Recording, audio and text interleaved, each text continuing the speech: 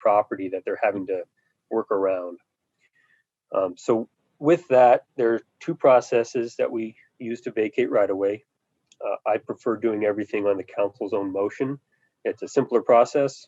It shortens the process and doesn't involve areas of the community that have no link to it. So the other option is to do it through a petition, which then notices a much broader area that really has no concern over what we're talking about. So when the staff looks at these, we look at it and look at it on its own merits and say, should they have to prove that we need to go, or is it logical that this right of way be vacated? And from staff's perspective in this situation, it's logical that we don't need these pieces and would prefer to do it on the council's own motion. So James, you can go to that last slide and we can look at the picture again. So what you're looking at here, really the only two other properties that are affected by this vacation would be the two homes on the corners. The street names aren't on here, but that's 7th Street going east and west that connects to Main.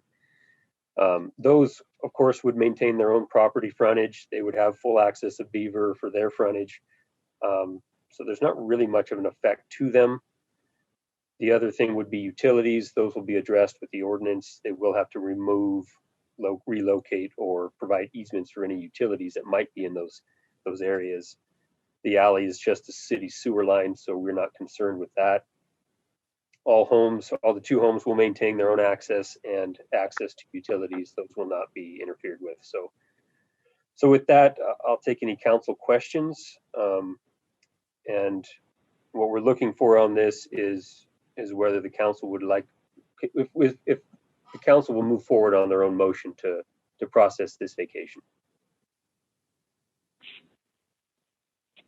Hey, Josh, this is Janet.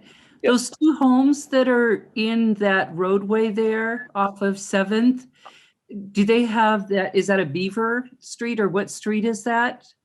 Yes, that's Beaver Street. Okay. And so do they have a Beaver address, or do they have it looks like they would have a Beaver address, Yes, right? they both have Beaver addresses. That would remain the same. Okay. And so essentially the yellow area would be allowed, that would be allowed to be fenced off by PAR. Currently, their fence goes around it. It jogs. So the city would still maintain that street right in there. Everything outside the yellow, yes. On both sides, right? Well, no, just Beaver Street. The other one's the alley, correct? Yes, but that stub of the alley would remain as well because it needs to provide access and sewer service to that home. Oh, okay. Okay. And there's just the yellow portions that you see would be vacated. The rest would remain. You can see the black lines are kind of the outline. Mm-hmm. Yep. Of the parcels. Okay, and then I have one other question. Mm-hmm. Is there a charge for them to do the vacation? Does the city charge for that? So if they petition, yes. If they don't, we just do the ordinance. There's really not much cost to it at that point. You're just doing the ordinance and a minor staff report for the council public hearing. Okay, thank you. The reason we charge for the petitions is that the notice requirements are much larger, and then they tend to have to go through the planning commission and those types of things. Whereas if we just do it on the council's motion, we avoid that step. Okay, thank you. I have a question, a couple of them. Yes. This is Steve Uffelman. Land have value? Well, so right of way is not really fee title. So yeah, of course, land has value. Okay. Was this a request of Par Lumber? Yes. Okay. So Par Lumber is asking the city to donate land to them because per their changes, they see that the city has no future need for those parcels of property. Is that correct? Kind of correct, except that we're not donating land because we're borrowing that land now. Right of way is not fee title. It's kind of like a little higher version of an easement. That street is not city property? It's not city property. We just have the right and jurisdiction to use it, until we no longer need it and we vacate it back to the property owners adjacent. So it's not like we're selling property like we would, like where the city hall is sitting. That would be property we would own. But the public has no future use of that land because it's going to be exclusively the property of Par Lumber. Right. So we're essentially borrowing that property now for Northwest Beaver Street, and it's the city council's prerogative. You can say no, we don't want to get rid of this right away. That's perfectly fine. If the city council says we need that piece of right of way for future whatever that might be, then that's why we would maintain it. If what Par's asking is can we have that back for our facility? Now, they didn't originally own it, but the properties adjacent did. This was part of an old subdivision.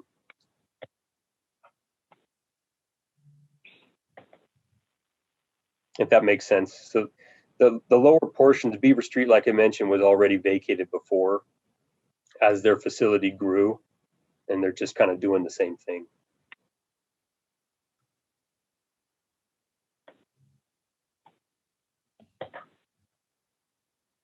Did that answer your question, Steve? Yes, yeah.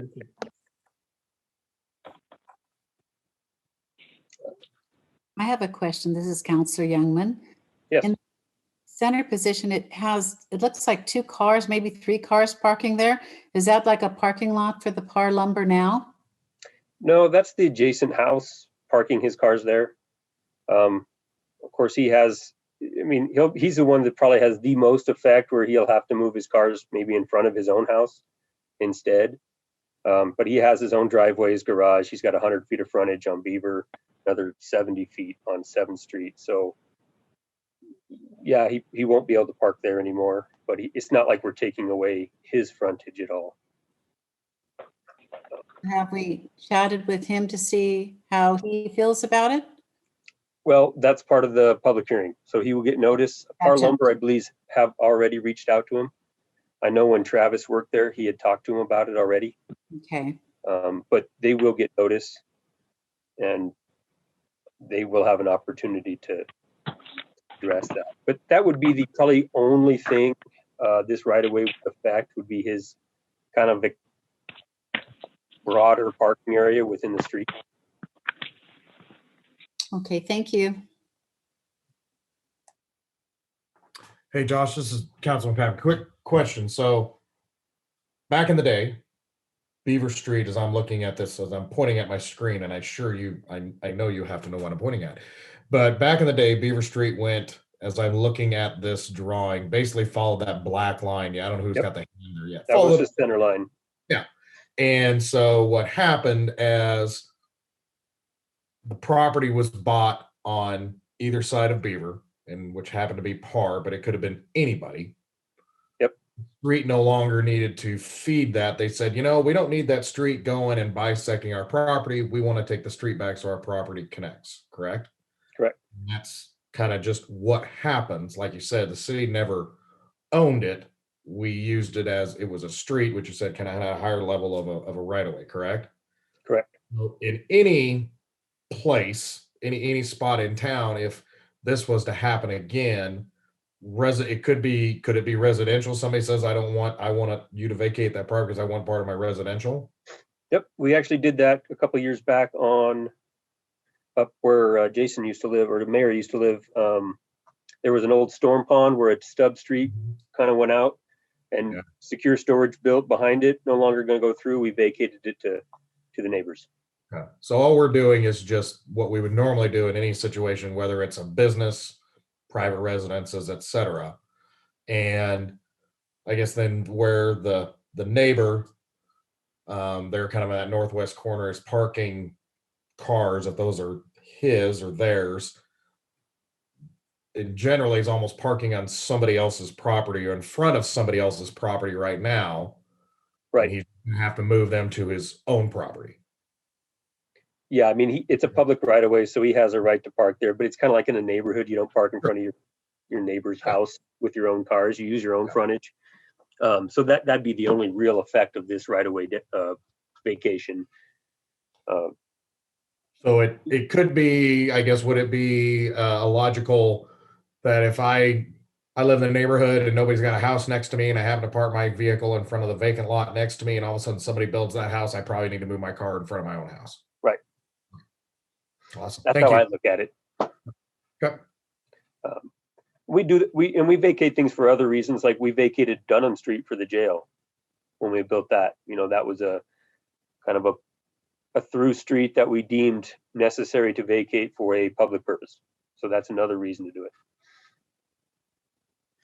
Hey, Josh, one other thing that I don't think I know we hadn't talked together about is, I believe we required PAR when they started circulating through with their expansion. I believe they paved that portion of Beaver Street. I don't remember us at the city paving that. So they've made an investment there in the past that was probably back in the early 2000s. Yeah. I have talked to them about moving the power pole. The current manager would like to go underground with it because they're really trying to clean this up so it flows better. One of the issues we've had with Par Lumber, with the neighboring across 7th Street, those neighborhoods on Beaver Street, are that a lot of the trucks come down and through here and they park in those neighborhoods and idle, waiting to enter the site. So some of their circulation and wanting to redesign their yard is to help alleviate those problems as well. And just opening up the yard and allowing more circulation will help with that. So as they move forward, they do want to consult with the city on how some of that works. I've talked to Blaine, I believe the guy's name is Blaine Witter, is the new manager there. So we'll start to have conversations about that as well.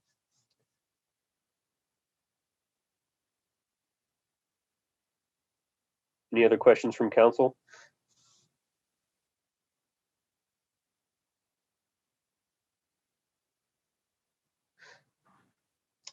If not, I would entertain a motion to proceed on your own, for the council proceed on our own motion, or if not, I can bring it back to PAR and they can go through the petition process.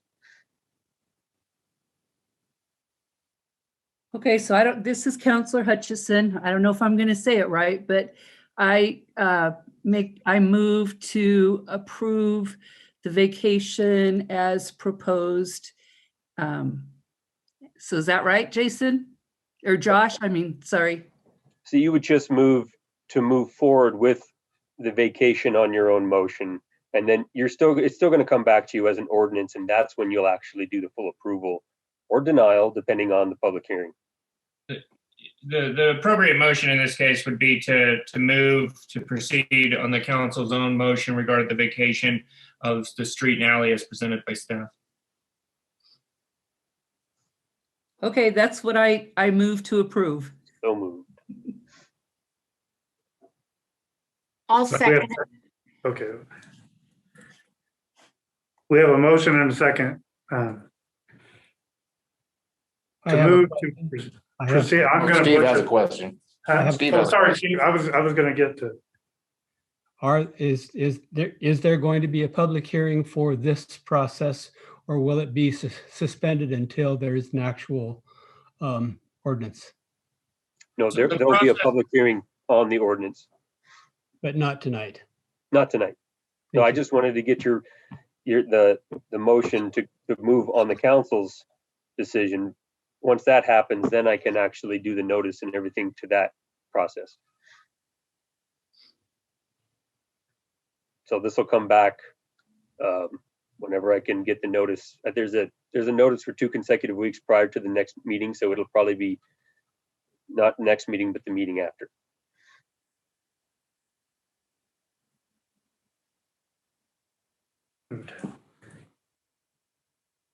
So we had a motion and a second to move to proceed forward with the vacation of the property As recommended by staff. as recommended by staff.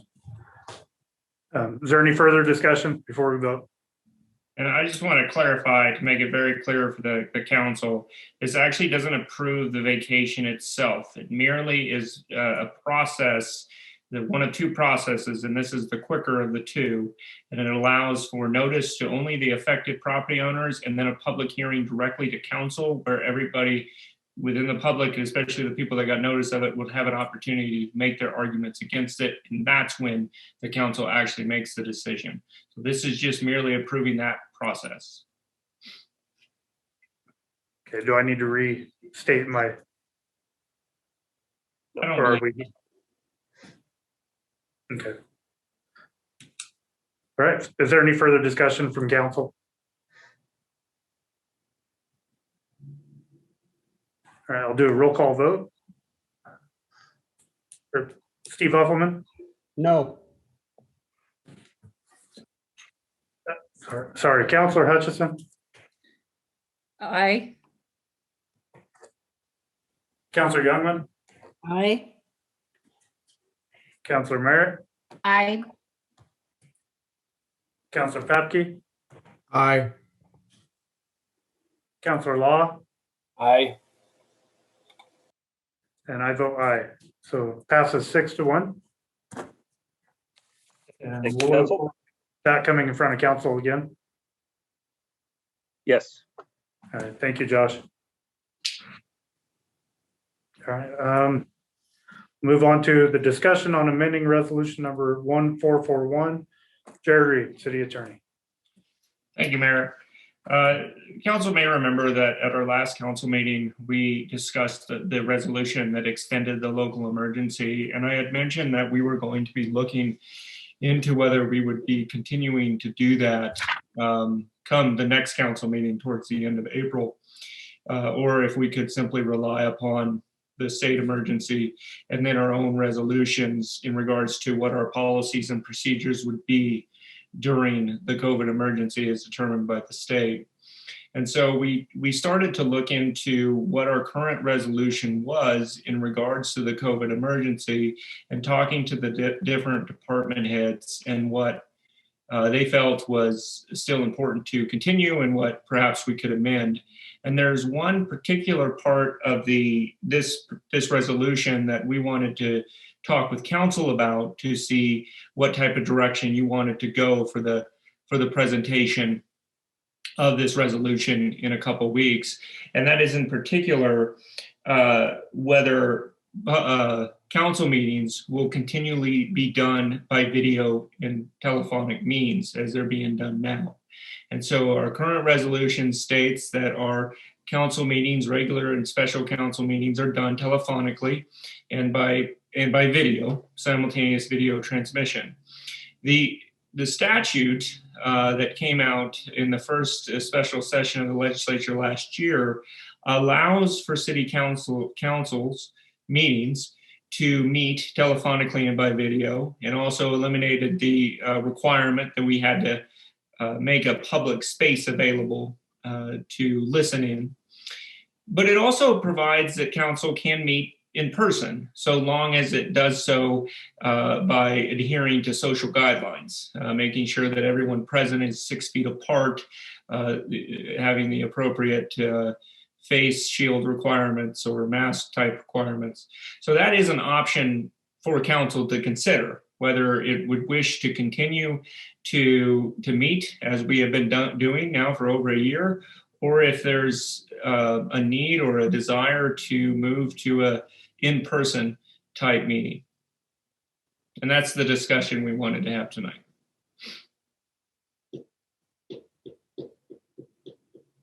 I guess, Jared, I can start this. I'll start by saying I would like to see us go to in-person just because of the workshop we had a while back.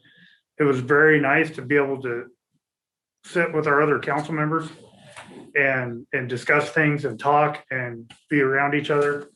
I say this with respect to anybody that is worried or does not want to do that, but I would like to see it happen if at all possible.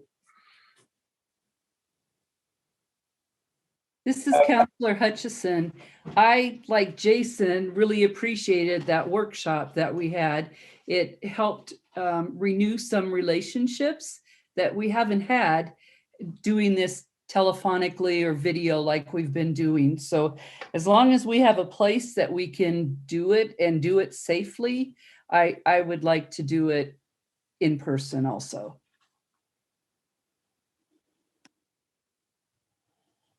This is Counselor Merritt, and I agree with Counselor Hutchinson. I think we lose a lot by not being in person and interacting with each other. And I think there are ways to do a council meeting and social distance.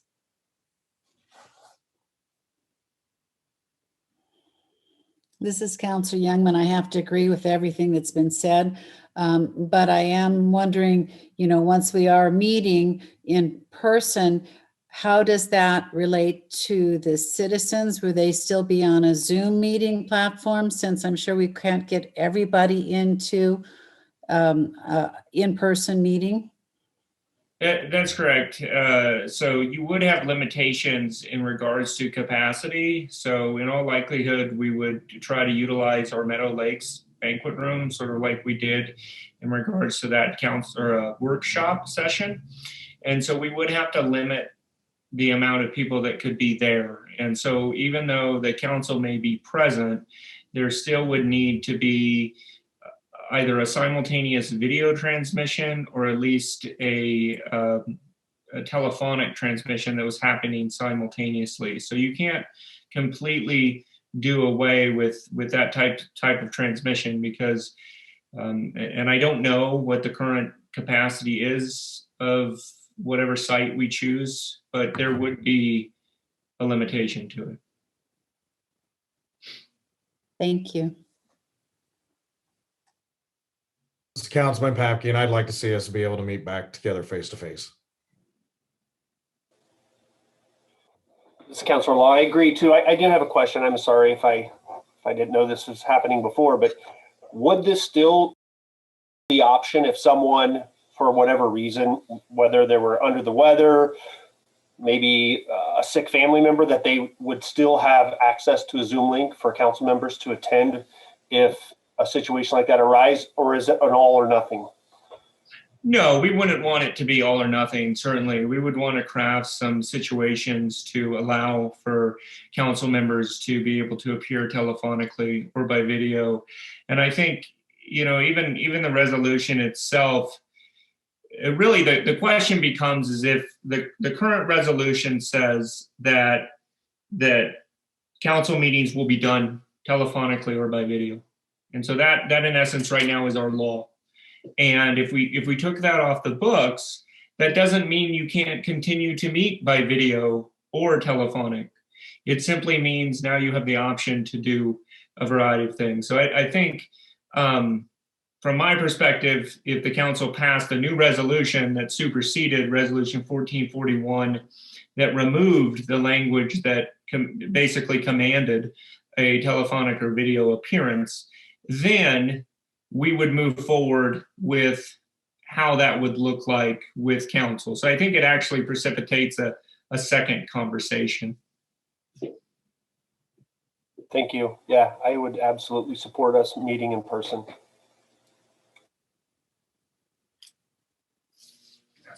Yeah. Counselor Elfelman,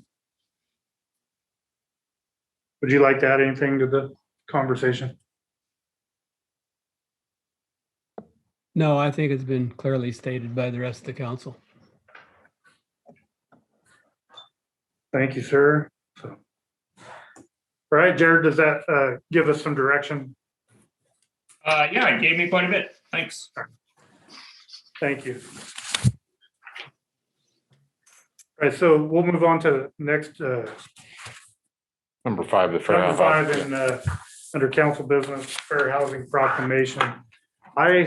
I'm sorry, I was trying to work off my phone and everything. My laptop kept crashing every time I tried to print this. So I'll read you quickly what I received from Central Oregon Association of Realtors, from Tyler Neese, their government affairs director. So quickly, the one paragraph, April is a significant month for fair housing, as the Fair Housing Act was passed on April 11, 1968, and this time each year, realtors across the country celebrate this milestone. While these celebrations will look a lot different this year, given the current environment, I'm reaching out to see if you'd be willing to help us in our efforts to affirm our ongoing commitment to fair housing and the realtor motto that fair housing makes us stronger. So they reached out and asked if we would consider a proclamation for Fair Housing Month. I agreed to take it on and sponsor it. And I hope all of you were able to see it today. It came out, I'm sorry, it was kind of a last minute deal, but I wanted to get this in before the next council meeting to be read if it's approved. So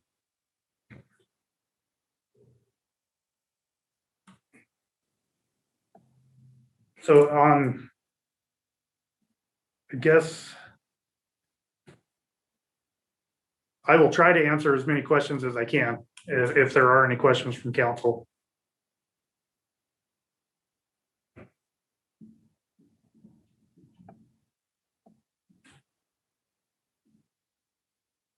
And if there are no questions from council, we would, correct me if I'm wrong, but we would still need to approve that it be read officially at the next council meeting. Is that correct, Steve? I think I just asked the council for their approval. Jared? Yeah, traditionally with proclamations, we've had a sponsor and they present it at a council meeting and see if there's any objections to that proclamation, and then it's read at the following council meeting. Yep. Okay, so do I need a vote today, Jared, to bring We it up? actually had never voted formally on resolutions. We've simply just asked for any objections. Yeah, you're good to go. All right, are there any objections from council?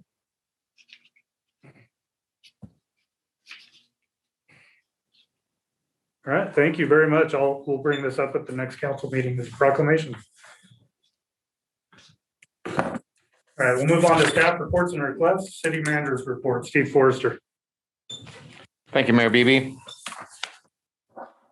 Starting out tonight, just another reminder of our ZTEL meetings with our state legislatures. The next one will be on Thursday, April 22nd. That's next Thursday. They do start at 7:10 a.m. If you'd like to participate, please let Lisa know and we'll get you the Zoom information. The other FYI, I sent out some information today on the Crook County COVID cases. They have been rising. We actually had 7 today. That's a run rate that will change our rating. And as of today, we understand from the state that our COVID caseload would put us at moderate risk from lower, if not for the waiting week that's keeping us at the lower level. So I think this is again a reminder that COVID is still with us, and we should do our best to mitigate the spread as we have been doing so far. The other FYI for the council tonight is just the next step in our staff education and training on DEI, diversity, equality, and inclusion will be held on May 19th. Again, if council members would like to observe that training, let me know or Lisa know, and we can get you set up to do so. Also be advised that the city leadership team has commenced our meetings with our police union partners this past week. We'll be continuing to work on developing that new contract as we move forward. And we're planning to conclude the new agreement in the next several weeks. So we'll have a series of meetings here to accomplish that goal. Eric Klon, city engineer and public works director, has been leading staff in developing a plan for the Barnes Butte property, the development plan for the Barnes Butte property. The really good news is there's a lot of significant grant opportunities that we are focused on. And with that opportunity in front of us, we intend to be reaching out to council on finalizing what that development plan might look like in the next several weeks. So expect to see some information from Eric and his team in the next several meetings. Regarding the new public safety building, Chief Dale and James Wilson are working to get our certificate of occupancy from the county building department. Once that certificate of occupancy is finalized, we'll begin the process of moving. As of today, according to James Wilson, we expect the moving process could begin as early as the week of the 19th of April. Finally, tonight, I'd like City Council, Legal Counsel rather, Jared Reed, to give a quick update for the council on the COVID resolution that is working its way through the circuit court process. So with that said, Jared. Yeah, thanks, Mr. Forrester. Resolution 1474, as you may remember, we sought judicial validation of that resolution, and we had our oral argument on March 25th, so just a couple days after our last council meeting. That resolution is currently under advisement, or at least that decision is currently under advisement. And so what that means is we had oral argument. It lasted close to an hour, and the judge determined that he would take it under advisement, which means that he will issue a letter of opinion. He was going on a vacation, which I believe he just got back from. So we should expect an opinion, or I expect an opinion this week or the next, and we should be able to report to council on the 27th what the judge decided. Thank you, Jared. Appreciate the hard work on that. That concludes my report for tonight. Is there any questions of either Jared or myself? I have a question. Jared, was there any statement in opposition to our proposal? No, nobody filed an answer to the petition. And so we actually got a default judgment against all interested parties. And so it was really just myself making the argument to the court. The court did have some reservations about certain portions of our resolution. And sort of a big question that he had was whether he could approve some of it and decline other parts of it. And so I'm not going to be surprised if that is what he ends up doing. So he was very interested whether it was an all or nothing proposal or if he could choose certain resolves over others.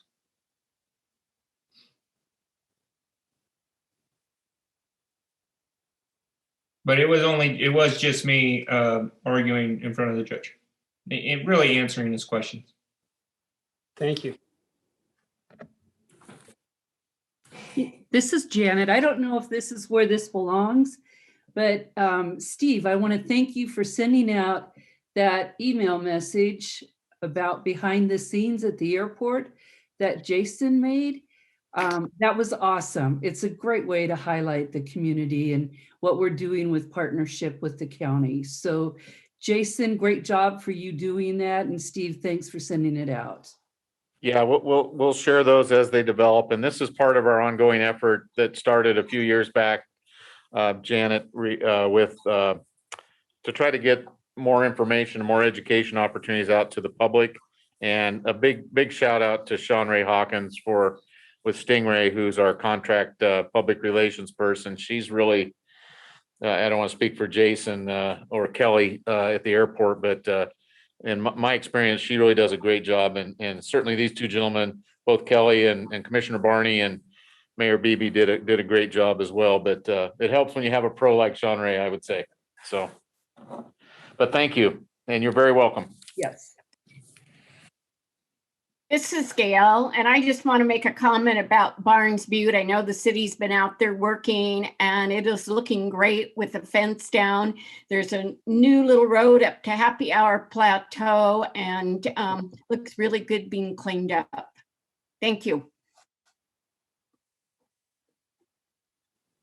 Well, again, as part of my report, Eric and his team are doing wonderful things up there, and like Happy Hour Plateau, Gail, kind of makes me wonder why you're calling it that. I don't know what you're doing up there when you go up there, but anyway, again, Eric and I were talking this morning, and I'll just take a couple of seconds here. But Eric and I were talking this morning, and this Barnes Butte thing.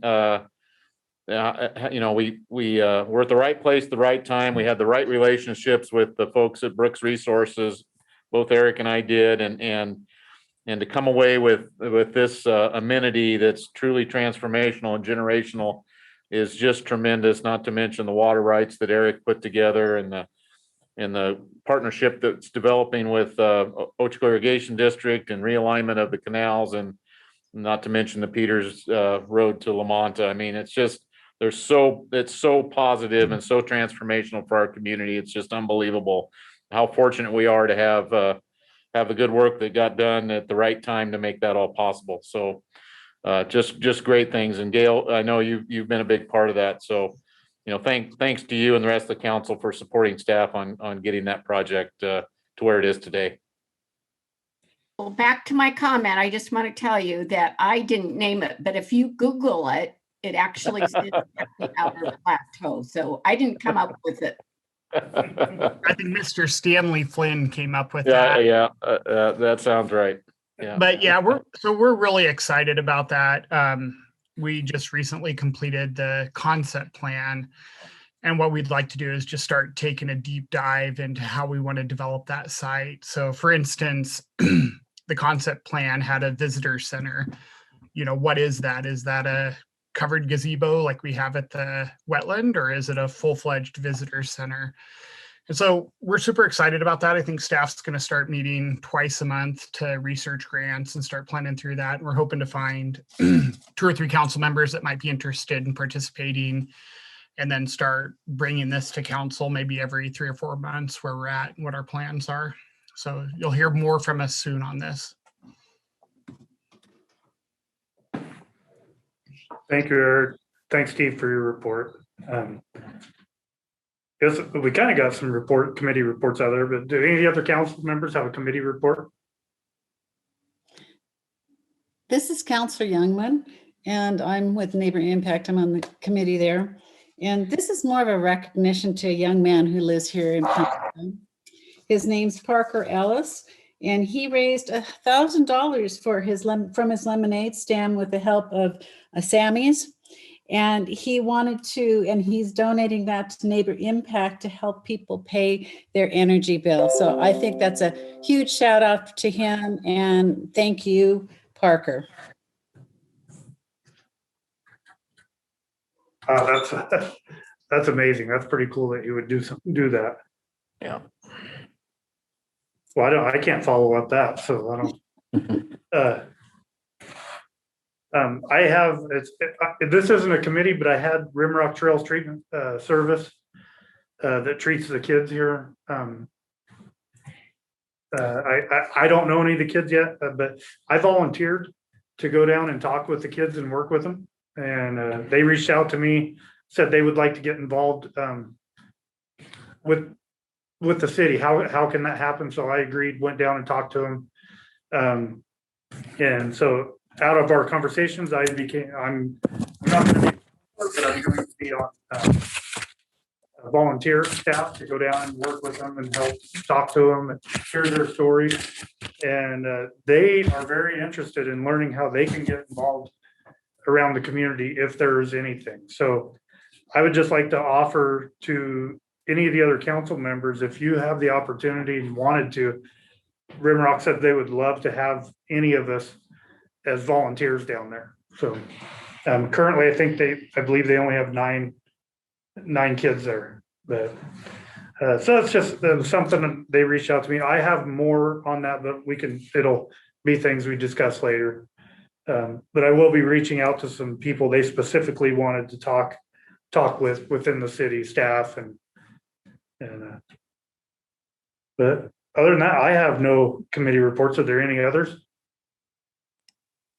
So I just wanted to thank Patricia for giving us that email message about what Neighborhood Impact has done in that Monday report. It's amazing to me the number of households that were served on that. And what really surprised me was that Deschutes County, their high was 2019, where Crook and Jefferson was 2020. But kudos to Neighborhood Impact for all the households that they've served in Central Oregon. I agree. Janet, thank you. Or Patricia, thank you for sharing that with us. Well, it's been a pleasure working with them. It's just really amazing to see all the wonderful things they do for Central Oregon.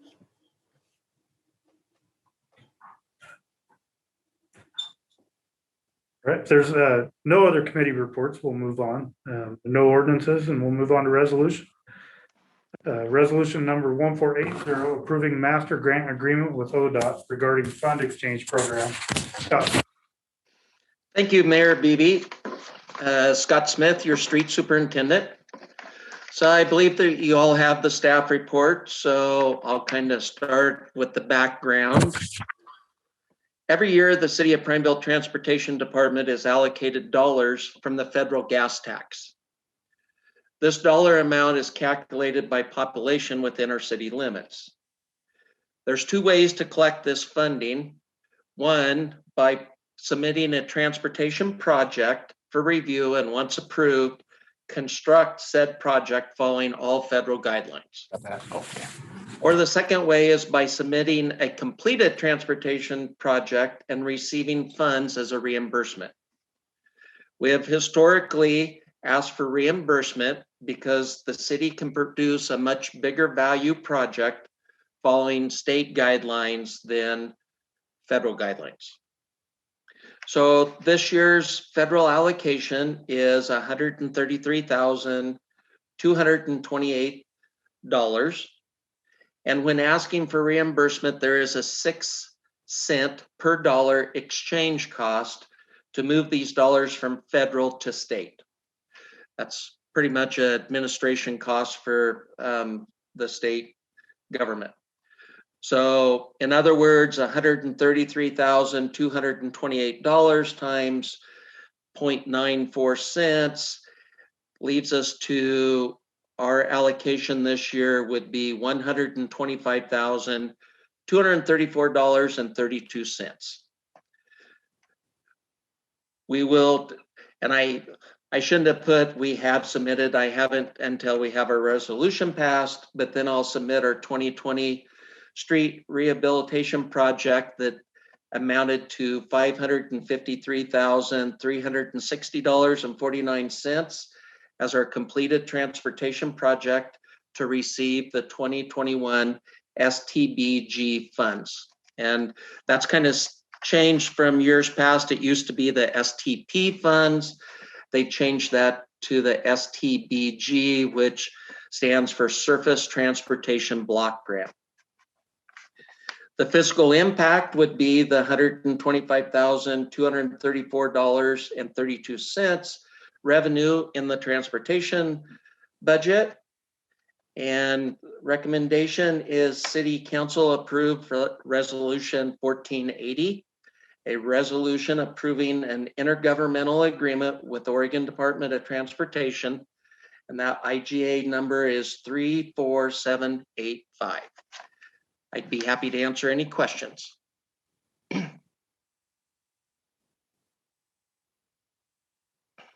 I have a question. Yes, Mr. Uffelman. Are there any additional restrictions this year more than there were last year on the expenditure of those funds? No, those or is the policy the same? No, the guidelines have stayed consistent. There will be a change for next year. That 94 cents per 100 that we receive will drop down to 90 cents. But the guidelines and procedures have remained the same. Thank you.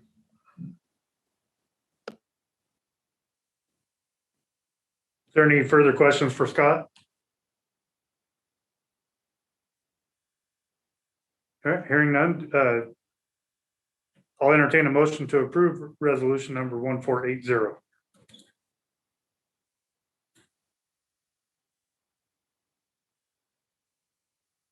This is Counselor Merritt. I'll move to approve resolution number 1480. This is Steve Uffelman. I'll second that motion. We have a motion and a second to approve resolution number 1480. Is there any further discussion from council? Hearing none, I'll go to a roll call vote. Counselor Uffelman. Aye. Counselor Hutchison. Aye. Counselor Youngman. Aye.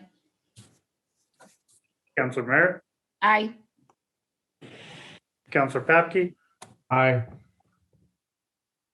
Counselor Law, Aye. and the mayor votes aye, passes unanimously. Thank you, Thank Scott. you.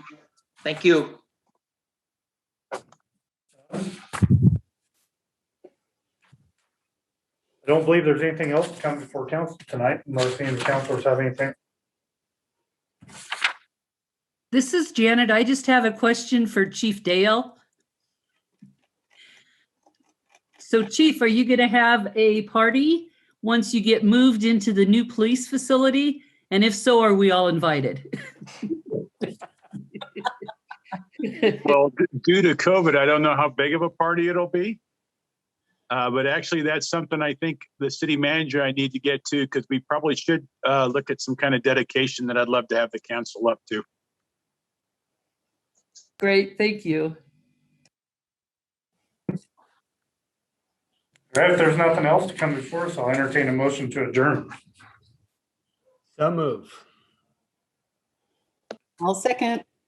All right, we have a motion and a second to adjourn the meeting. I'll just do all in favor, say aye. Aye. Aye. Opposed? Passed unanimously. We're adjourned. Good Hi, night. everybody. Thank you. Thank you.